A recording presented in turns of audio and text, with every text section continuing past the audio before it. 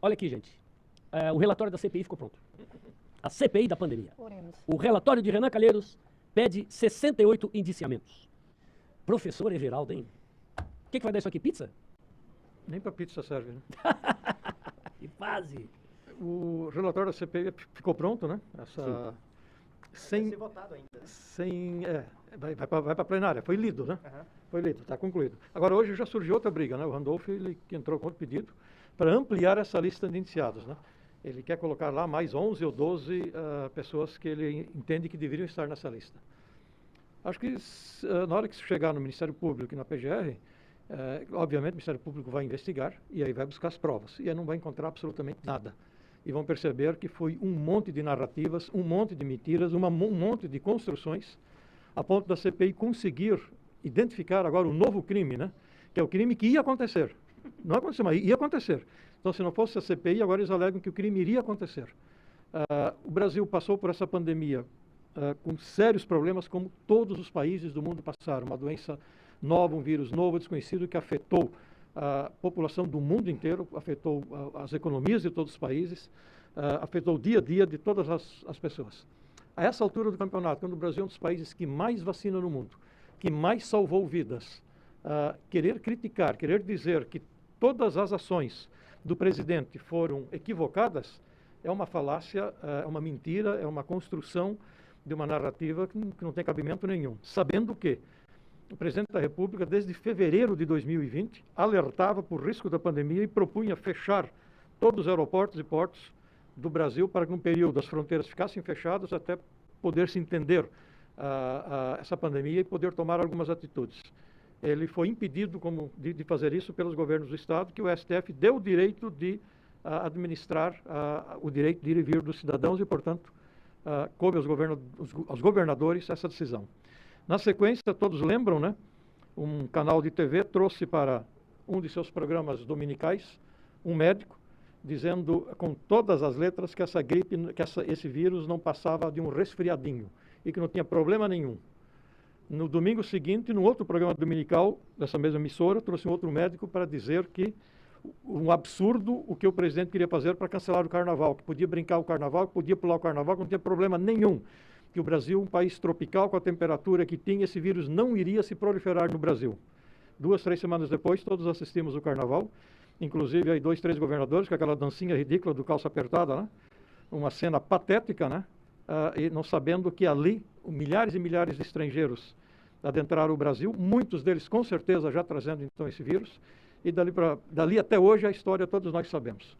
O presidente, no início de abril, quando ele quis intervir nas decisões de governadores quanto ao direito de ir e vir, que ele não admitia a proibição do direito do cidadão de ir e vir, o STF proibiu o presidente, não tem outra palavra, está lá escrito, basta pegar a determinação do STF, ele proibiu o presidente de agir nas ações contra o Covid, dando plenos poderes aos governadores primeiro e depois aos prefeitos, sendo que os prefeitos só podiam agir quando a decisão deles fosse mais restritiva do que a ação do governador. Se a ação do prefeito fosse menos restritiva, iria valer ainda a determinação, do governador. Aqui em Criciúma assistimos várias ações dessas. Isso perdura até hoje. Coube ao presidente fazer um derrame de dinheiro, foram bilhões e bilhões distribuídos em auxílio emergencial para o cidadão, auxílio emergencial para as empresas com abertura de microcréditos, abertura de contratos de cancelamento de trabalho sendo pagos pelo Estado, redução de salários sendo pago pelo Estado, a diferença de salários, um derrame para os estados e municípios, tanto que está aí todos os estados e municípios do Brasil hoje com seus cofres abarroados de recursos, desvios e mais desvios desses recursos, e a CPI, ao final, que deveria então investigar o uso do dinheiro público, o uso do dinheiro do cidadão brasileiro no mau uso contra essa pandemia, a CPI esqueceu de investigar aqueles que realmente cometeram crime durante a pandemia. E teve a petulância de convocar médicos, cientistas dedicados, que estudaram, pessoas sérias, pessoas que se dedicam para o bem da saúde, e serem chamados numa CPI e lá serem chamados de mentirosos, porque faziam... dispensando quem é o tal do Renan, né? Todo brasileiro hoje já sabe quem é aquele vagabundo. E aí você chamar um médico, depois de 30, 40 anos, de negacionista, porque ele prescreveu um medicamento que, na sabedoria dele, ele acreditou que estava certo. Até porque, até hoje, aliás, não existe ainda um medicamento que realmente combata o vírus. Não existe esse remédio. Por que não existe? Porque é uma doença nova. Agora que a ciência está desenvolvendo. Com tudo isso, se criou esse relatório, né? Se criou essa CPI, que durante 6 meses, 11 senhores senadores inúteis, dos quais 7, né? Desculpe, aos 4, 7 senadores inúteis, torraram o dinheiro brasileiro, gastaram o dinheiro do contribuinte brasileiro, que aliás não é contribuinte, né? Ninguém contribui, são pagadores de impostos, né? Para no final fazer esse relatório que amedronta o investidor no Brasil, cria instabilidade no Brasil, joga ciência, cientistas contra cientistas, difama empresas, né? Enterra currículos de pessoas sem entenderem absolutamente nada de medicina. Quem é o seu Renan Calheiros? Quem é o seu Randolfo Rodrigues? Quem é o Omar Aziz? Agora ficamos sabendo do histórico desse senhor Omar Aziz. O que ele já fez na vida? Quem é esse cidadão para afrontar um cientista que vai lá e defende um princípio, defende uma autonomia médica?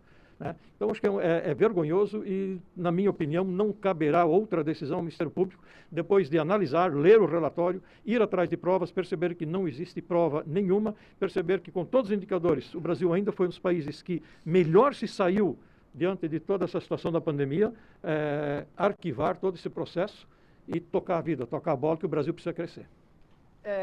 Essa CPI está sendo chamada de CPI do circo, né? E circo era pra gente rir, né? Uhum. Só que, na verdade, é pra gente chorar. Porque o que foi gasto, porque o que eles estavam fazendo ali, ao invés de trabalhar, legislando, né, discutindo os projetos importantes para o país, estavam ali fazendo um palanque político para poder desgastar o governo, porque se o governo vai bem, a oposição realmente não tem chance nenhuma numa reeleição, porque a gente já falou aqui que quem tem a máquina já parte na frente, não tem jeito. Né? E para quem é do direito, como eu, né, que lê um relatório daquele, que sugere indiciamento de um monte de gente, sem dolo, sem culpa, de pessoas que não conhecem, dá para ver que eles não conhecem nada de direito penal, não conhecem nada das garantias processuais, constitucionais, indiciaram gente que sequer foram ouvidas para poder pelo menos ir lá, dizer o que elas, se defender, se manifestar. Hoje a gente, numa delegacia, a gente não pode, pelas regras, você indiciar uma pessoa sem ela ser chamada primeiro, ou pelo menos tentar, de várias formas, dar oportunidade para a pessoa se manifestar, justamente para evitar um processo sem provas. Então eu concordo com tudo que o professor Everaldo falou, eu não tenho dúvida que o Ministério Público vai pegar esse relatório, se passar desse jeito aí, vai dar-lhe uma canetada de arquivamento, sem sombra de dúvida. E aí fica o quê? O dinheiro público jogado fora, porque assim, era para estar trabalhando, aquilo ali é pago. Eles estão ali recebendo, e milhões, mais do que muita gente que está passando fome ali, os bonitões lá. Beleza, Reginaldo, então vem cá, tem crime. Por que o ministro do Supremo, por exemplo, que determinou que abrisse, porque quem decidiu foi o Supremo, decidiu que tinha que abrir, mesmo não tendo voto político dentro da casa. Se tinha crime que precisa investigar, eu sou a favor de toda e qualquer investigação, e quem não deve não teme, o ministro poderia requisitar, está na lei, está no Código de Processo Penal, que ele pode requisitar uma investigação para a Polícia Federal. Tem suspeita de crime aqui, Polícia Federal, investigue. A Polícia Federal é obrigada a investigar. O resultado depois é outra história. O próprio Judiciário poderia comunicar ao Ministério Público Federal, que é quem vai decidir se denuncia ou não, investigar. O Ministério Público tem poder investigatório no Brasil, ainda bem. Não é? E aí, por que não fizeram isso? Fizeram para fazer palanque político. Né? Porque assim, se tem crime, a polícia está lá para investigar, a Polícia Federal e o Ministério Público Federal, que é hoje um dos órgãos mais importantes do Brasil, que tem as garantias constitucionais, que tem poderes e recursos para poder investigar crimes que eles estavam alegando que tinha. E por que o próprio Ministério Público não fez? Ele poderia fazer até de ofício. A própria polícia poderia fazer até de ofício. Mas não. Jogaram aquela história. E aí agora saiu uma manifestação do ministro Roberto Barroso dizendo o seguinte, esse relatório, esse indiciamento é mais político do que jurídico. Quem entende do direito sabe disso. Por isso que falou agora, acho que ontem, que ele disse, esse relatório ele é mais político do que jurídico. Por quê? Porque ele não é bobo, ele não poderia falar que aquilo ali tinha informação de conteúdo jurídico penal relevante. Deixa eu ouvir a Babi um pouquinho. Não, só quero ser sucinta no comentário. O que me deixa estarrecida foram as motivações para a execução dessa CPI. E nós perdemos uma grande oportunidade de tratar de assuntos muito mais relevantes do que esse interesse mesquinho, absurdo, tosco, por detrás da mentira e da fachada dessa CPI.